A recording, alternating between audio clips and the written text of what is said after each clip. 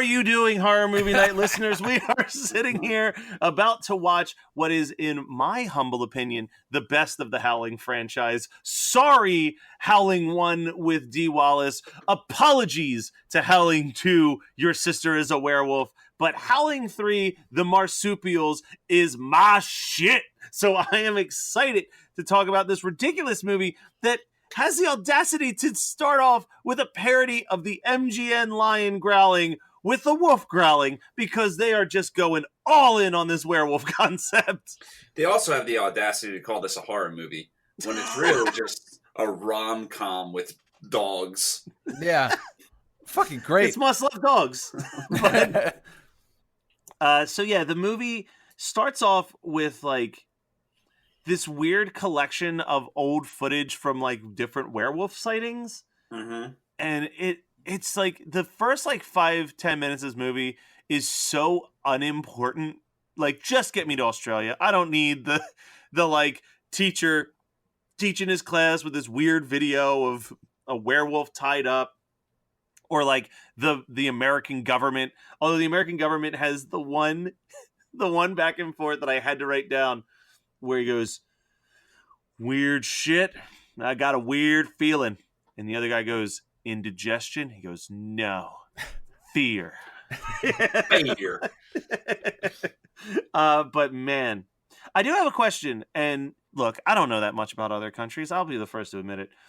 Did Australia have like Native American type tribes circa 1905? They're Aborigines. They're Australia's first people. All the white people in Australia were criminals that were sent there by the English. Okay. I find it it blows my mind that this was actually filmed in Australia. Because I've met people from Australia, and I watch a lot of documentaries, and I've seen a lot of documentaries on Australia, and this movie seems like the research they did was eat at Outback and watch that commercials. So here's the thing. So there is a fantastic documentary that I highly recommend everybody check out, from the same guys who did Electric Boogaloo, called Not Quite Hollywood. Mm-hmm. And all it's about is Ozploitation, which was like these hyper low budget films that were coming out of Australia, where they were just like where the first Mad Max came from, and like the Howling 2 or the Howling 3, the Marsupials, and one of my favorites, Dark Age, about a gigantic crocodile. And I still haven't seen Razorback, but that's also a horror movie about a giant warthog. So like they were just making some crazy shit for like pennies on the dime. And this is, to me, probably one of the ones that got obviously Mad Max, but one of the ones that got the most like exposure, just because they decided to tie it into the Howling franchise. But yes, this was definitively made in Australia with written, directed, and starring Australians. But they might be, what you might be hearing is them trying to do an American accent. Yeah, as one of the characters. I'm sure someone on that set was like, "We don't really talk like that."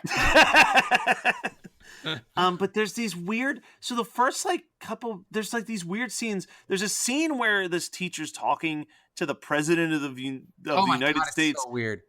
But there's like a camera there, and they're addressing the camera, and it makes me wonder if the whole movie's supposed to be a documentary, or like what the fuck that scene is. Yeah, it was like a weird breaking the fourth wall that they never acknowledged again. The rest of the movie. Yeah. It's just like, oh yeah, no, we just have cameras everywhere. Don't worry about it. The guy's like, okay. And he just keeps staring right at the camera. President, stares right at the camera for a good 20 seconds and is like, turn that off. So why is the president asking about the Shroud of Turin? Because it has nothing to do with marsupial werewolves. But also, you're missing the best way to end a class, a college lecture. No class tomorrow. I have to go to Washington. That's where the werewolves are. This movie it's for me, it takes a little bit to get going, right? You're like slowly building.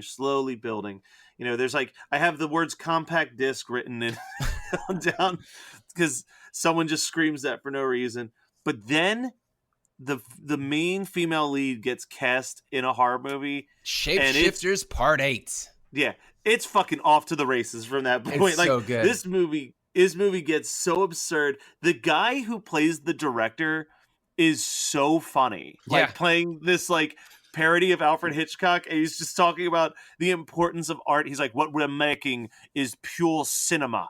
We're going to break all the boundaries. So in this scene, you're going to be gang raped by 4 monsters. And she's like, okay. Like it is definitely, I think what makes this movie work, and it's also what the failing of this movie is they have no consistency of tone, like whatsoever. Exploitation, though, for sure. Yeah. You know, if Body Melt was as fun as this movie is, I would get the hype. But this movie, I guess I didn't even think about that. Body Melt is Ozploitation. Yeah. Well, but it's very meta Ozploitation. Whereas this, I think that one of the big things about Ozploitation is that it kind of knew it was trash, and so it's poking fun, but it still is trying to tell the story that it is set out to tell. Whereas I feel like Body Melt is way too much wink wink nudge nudge, and it's very of its time where shit's happening and you're like, well, I don't understand the cultural significance of any of these people. And when we discussed it, you said, Matt, something to the effect of, this would be like if the cast of Friends did a horror movie. Like it was horror movie. Yeah, it was like all comedic sitcom actors in Body Melt. Yeah. So the first part where I think I actually messaged you guys at this exact moment where I was like, holy shit, I forgot how much fun this movie is when the girl's a werewolf, and every time that she sees what the werewolves look on the movie set, she keeps laughing, and she's like, we don't look like that. This is fucking offensive. And the guy's like, well, let me take you to a movie. You've never seen a real horror movie, so let's go. And this fucking werewolf transformation inside the movie with the nurse is so good. It's so outrageous. But it's not good. It's so bad it's good. That's what I mean. It's like, because it's just like, here, I hope this picks up, but like the basically the mouth is just like like it's just like 2 pieces of board clapping together in this giant long snout with this fucking tongue just flailing everywhere. Yeah, that movie was called It Came From Uranus. From Uranus. I literally thought that he took her to an adult film. I thought it came from Uranus, and then it was like this skimpy nurse, like, how are you feeling, patient? It's so good. Like that might be that scene. The movie within the movie might be my favorite part in the whole film. No way for me. So outrageous. It's up there, but I gotta say the werewolf nuns are my favorite. That's pretty good. No, that's not my favorite. We'll get to my favorite part. Sorry. Oh, no, I was going to say, I think I know what your favorite is because we're getting there. So he goes home, he bangs her. She's like, look, I'm just telling you up front, I'm a werewolf. Just a heads up. Just, you got to let your partners know. And he's like, yeah, whatever, crazy lady, let's have sex. Yeah. And then while they're laying there, he's like, why does she have a pouch? And why is she hairy from the belly button down? Yeah. Just covered in hair. Guys, you just apparently, you haven't been around the world. You don't know what women are really like. No, don't try to flip this on me that I don't know who we're gonna really like. All right, let's say for a second that she's unkempt. Do you think it is appropriate that after you make love to someone while you're sleeping, they just twirl their fingers in your pubic hair? No, that is fur. She has fur on her stomach, and he's just twirling his fingers in it. But does he actually notice her pouch, or is he just like, he notices the pubes and then she's like, don't take off my shirt? I don't know. I just know that he kind of looks at it. I think he notices the pouch and he's like, something's going on here. Yeah, he's like, whatever, still had sex. But I have a note here. So there's all this all this different stuff is happening, and it's becoming a big deal. I think this is the point where they go and all the light, like the strobe lights. Yeah, the strobe lights start making her. Yeah, she starts like transforming, and they fuck again while she's transforming. And she's like, "Don't pull out." Yeah, I need a child. But then this is like the international werewolf chain. Everyone starts to know about what's going on, including the werewolf ballerina from Russia, and her manager or whoever delivers the news. And I just wrote down, this guy's eyebrows deserve an Oscar.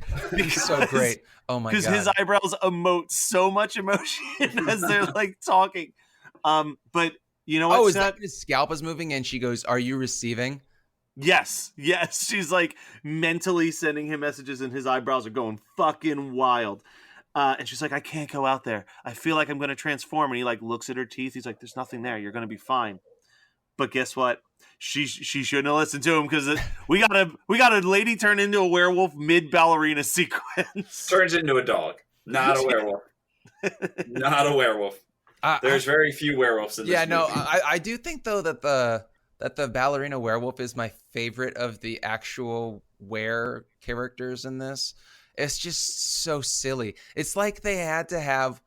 They're like, what are all the jobs werewolves could hold, and then.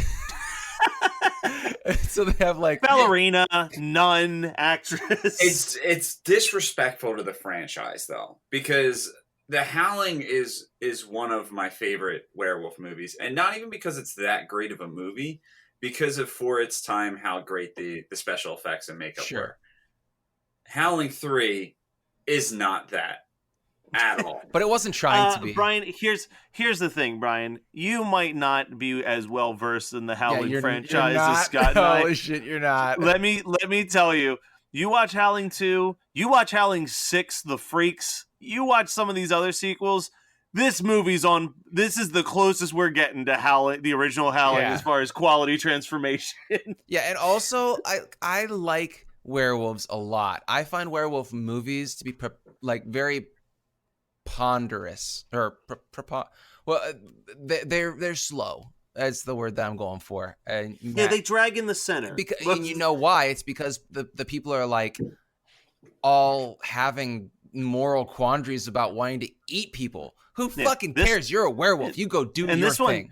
That's what I'm saying. This movie's just all about like, yeah, motherfucker, we turn into wolves. That's what we do. But they actually, here's the twist. The twist isn't that someone turns into a werewolf. It's that they're not werewolves. They're Tasmanian tigers. Yeah. And they're made from bestiality. That is how they're made. That is what this movie decides werewolves are made, because the god fucked a wolf. And we are his children. Well, no, I thought that the tiger, the Tasmanian tiger god, had sex with a woman. I thought that he was saying that the bald, chubby the guy from the Outback, who they grab and they're doing all the tests on. I thought that when he's doing his exposition, he said something to the effect of that the white man came and poached all the Tasmanian tigers, and then the tiger spirit.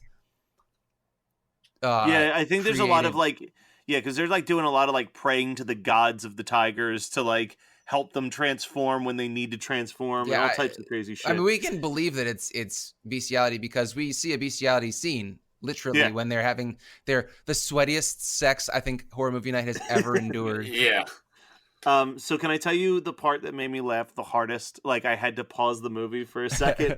Is right after the werewolf ballet, there's a scene in a hospital, and someone gets thrown off the hospital building. Yes, it is just a dummy falling such a long height with someone overdub with a no!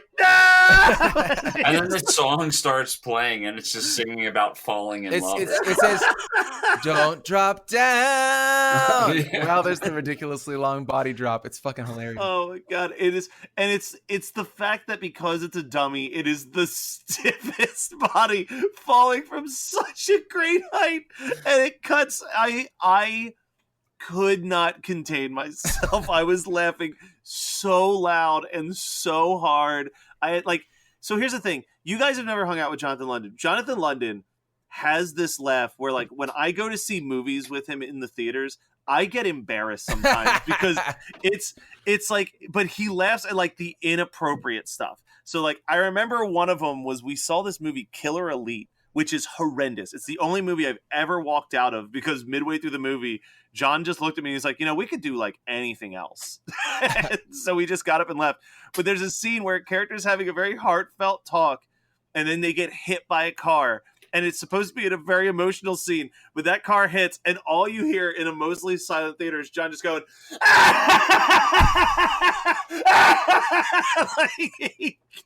so like that's the laugh that I had going as this body's falling off this hospital. Dude, this I can't believe you guys love this movie.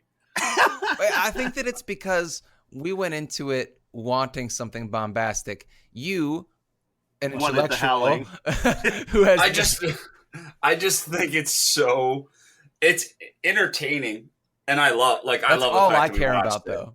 Well, but yeah, it is so bad, especially like how they took stereotypes to the fullest in this movie, in the sense that they're like, all right, we're going to make this an authentic Australian movie.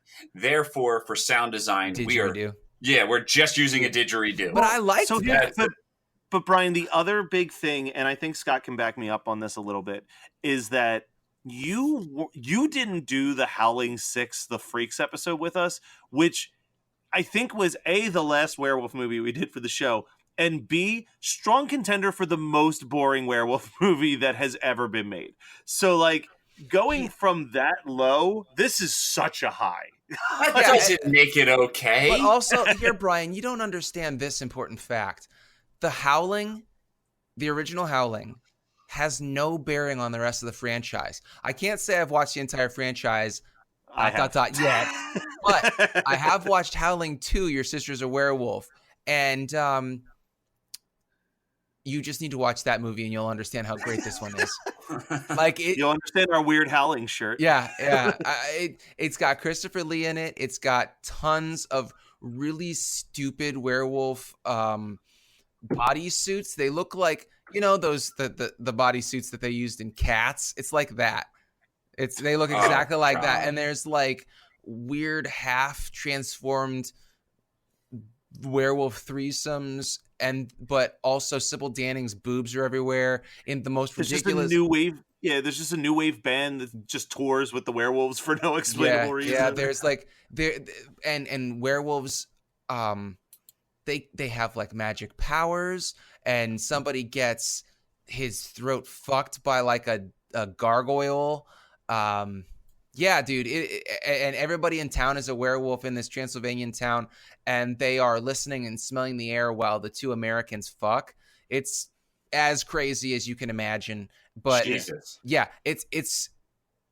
Howling. Also, I don't think this was supposed to be a Howling movie. I think this was the Marsupials, and then they came to America, and was like, throw some Howling 3 on the front of that. You could say the same thing about anything in the Howling franchise. They really have nothing to do with the original Howling.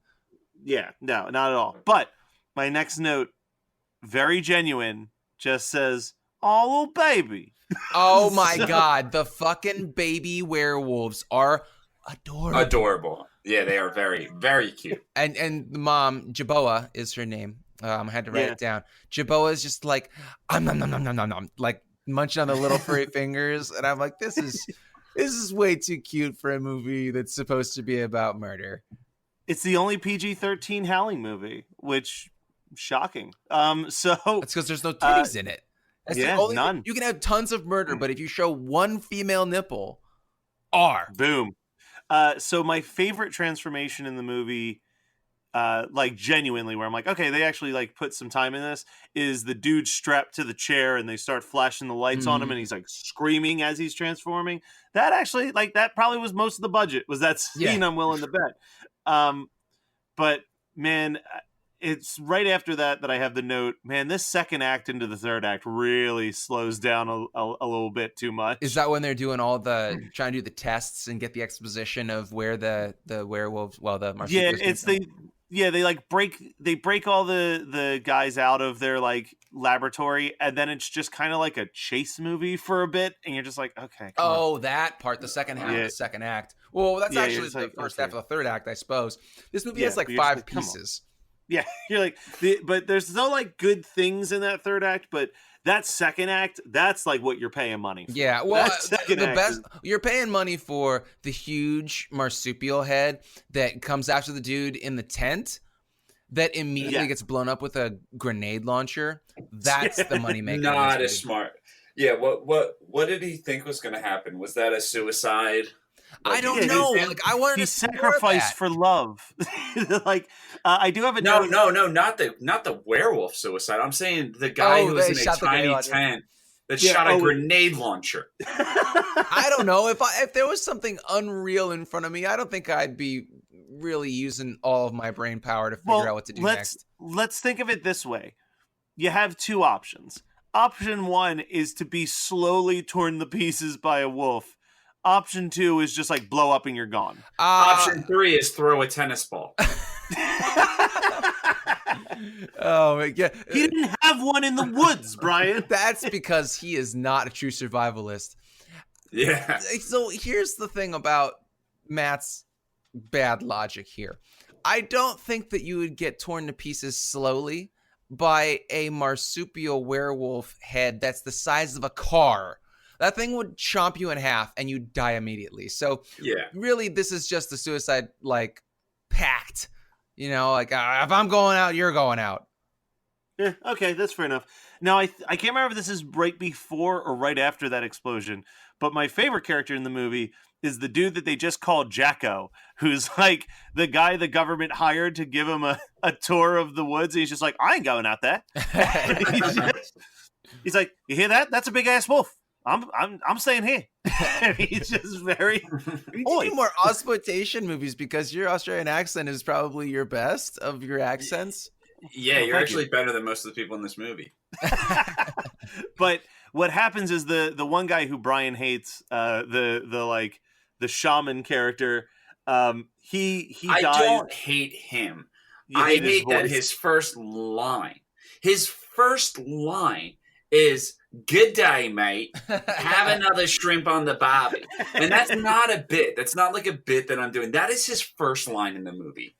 And then he says, Forsters, Australia for beer. Yeah. Hear your family. Yeah, speak San Franciscan. Yeah, dude. And he just, oh, yeah, ton of people here. Couple of guys, couple of gals. No freaks. Are you an idiot? You're another one of them idiots, aren't you? I hated him. Wow. Man, you guys are killing with the Australian accent. I find Australian accents very difficult, and I love doing accents. Oh, I feel like it's the most natural one for me. Maybe that's where I'm originally from. No, it's because my first acting was in my backyard alone, recreating a fucking Reese's commercial, which is, how do I eat a Reese's? I take a bite now, and then he throws the Reese's, and then it comes back like a boomerang. He goes, and I save some for later. Yeah, later. Man, you guys are killing it. And we used to do a song. My first band did a song based on the Simpsons episode where the Simpsons go to Australia called Knifey Spoony. You call that a knife? This is a knife. That's a spoon. I see you've played Knifey Spoony before then. Dude, the Simpsons, man. What a show. What a fucking show. So the shaman dies, but his skeleton werewolf comes back to life and attacks people. And man, did I like that scene. But yeah, the movie slows down, and then it, like Brian said, the last like 20 minutes just plays out like a romance film, where they're just like, we're just gonna live among the woods. We cannot dare go back to America. And then they're like, you know what, we're gonna try to go under an assumed name, like this will be fine. And then they find out that like, oh, you know what, like turns out werewolves are cool. Like everyone's totally fine with it. And then you find out that they're like kind of famous and things are going well.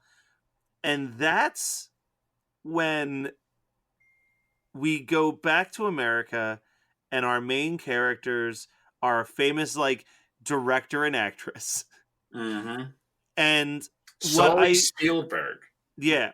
What I later found out is a very famous drag queen character in Australia is giving away the Best Actress award. That makes so much more sense because I was like, I feel like I'm missing something. Yeah, he's been playing this character. It was originally Aunt Edna, and then it became Dame Edna. But Aunt Edna debuted in 1972, and the last time he played the character was in 2016 in the Absolutely Fabulous movie. So he's been rocking this character for almost 40 years there. Yeah, whatever. Australia's got their own thing, I guess. But he was the voice of Bruce the shark in Finding Nemo. Hello, Bruce. Yeah, but yeah, he's an interesting character.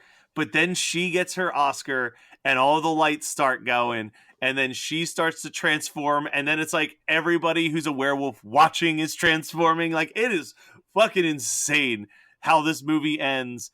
And then it just cuts to the director yelling "cut" at the screen, and then credits. Yeah, real weird. And how did the director? Well, how did anybody live through when the werewolf nuns showed up at their party? Like, did they just scare them? They didn't eat them? Yeah, well, and see, that's the thing that I don't fully understand, because they don't really address it, is when they turn into werewolves, do they have free will, or are they just bloodthirsty killers as soon as they transform? I believe that since it's a supernatural power instead of like a transformation, like an actual cryptid type thing, that it's just them with powers. They're like mutants, Yeah, they're like and that's why I'm like that girl in the New Mutants, Wolfsbane, who is completely cognizant of when she's a werewolf and when she's not. Yeah, which to me, I prefer that version of a werewolf, because then you don't have to deal with all, like you said, the bullshit of I gotta kill myself. I just feel so much guilt for what I'm doing. No, it's just man, I get to run around. I get to be a wolf. This is fucking dope. I don't think I would ever not be a werewolf. Yeah, if you had total free will, I'd be like, fuck, sign me up, bite me. I want to feel it in my veins. Anyone else have any extra notes for Howling 3: The Marsupials? President, played by Michael Pate, who was in Walk Like a Dragon with Nobu McCarthy, who was in Pacific Heights with Michael Keaton, who was in Beetlejuice. Nice. Wow, that might have been the longest one. Yeah. I mean, it's Howling 3, set in Australia. I thought for sure you were going to go with the guy who is strapped to the chair because he was in Mad Max, and you could just use Mad Max and Mel Gibson and then just go crazy. But all right, what was your double feature? I forgot the only note I even wrote down. I only made a comment for one thing. Any trace of Becca Maya yet? No, sir. Think he fell in love with the Russian werewolf. Was it a female? Yes. Well, thank Christ for that. Oh my God, I forgot about that line. So bad. Anyway, double features. Oh, I guess I'm the one that picked the Howling 3, so I'll go first. I feel like that's kind of been the method we've been using lately. I'm gonna say, you know what? I already mentioned it once before. Watch Not Quite Hollywood, get a history of Ozploitation, and then dive into the Howling 3: The Marsupials as like an entry-level film into this very, very strange genre of cinema.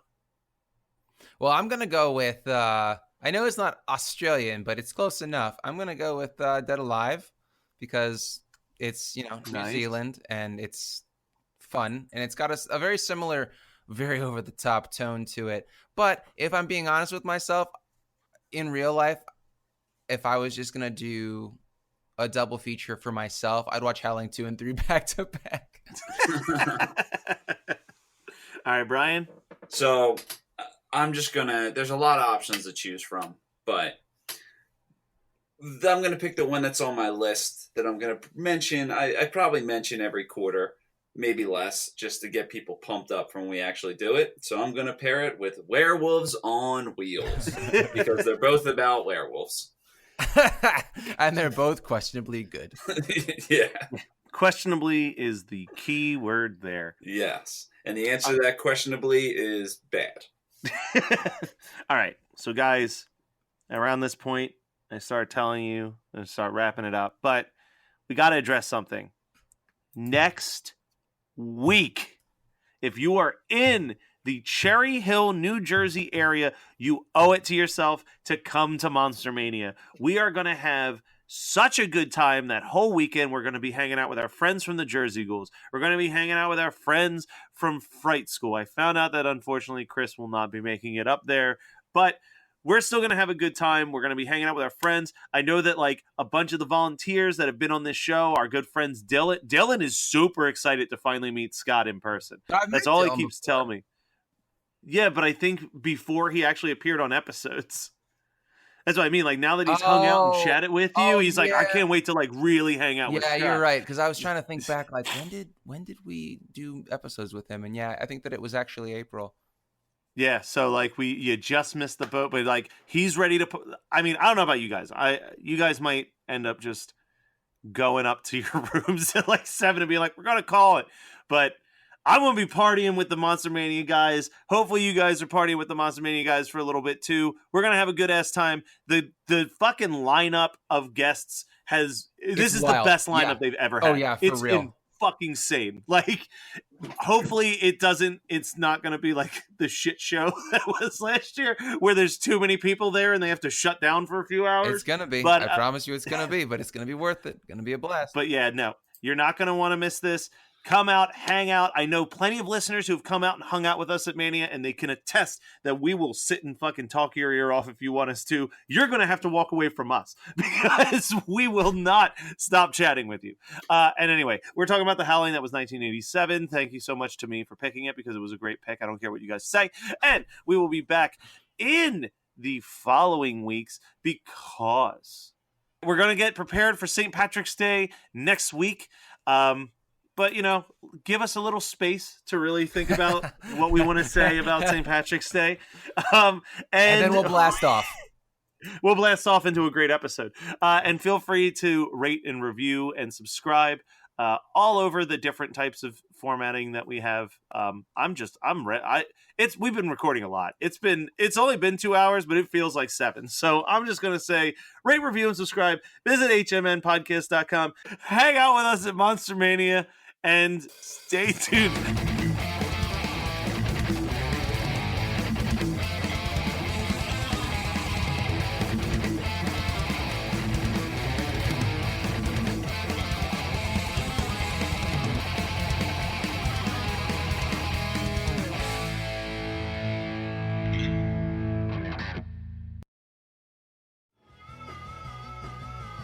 You're listening to the Geekscape Network.